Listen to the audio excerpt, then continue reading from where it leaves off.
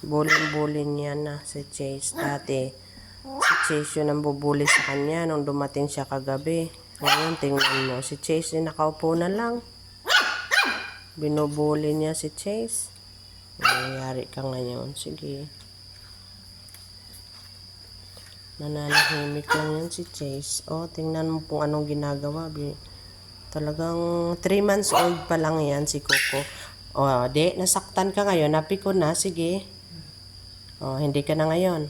Ayaw mo na. Kagat ka na.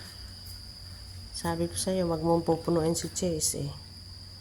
Ngayon takot. Kumulan si Chase. Sabi, takot na siyang dumaan, Bully pa rin. Nanahimik lang kasi yan. Wag mo nang guluhin. Kala mo, pasikat ka naman ng husto. Sige. Sige. Tahan mo. Tingnan ko lang. Kakasalta mo lang dito eh. Si Chase na yung binubuli mo Talagang sige, bulihin mo pa. Sige lang.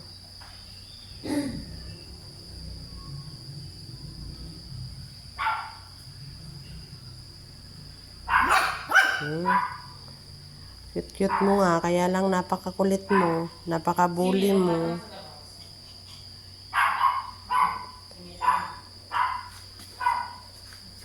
Sige lang, mambuli ka lang kay titis ko. Yan, dumapa ka na lang dyan. Yung itsura mo.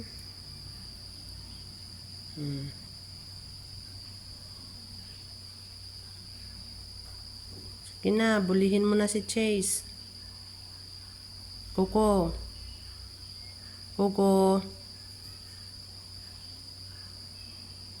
Coco.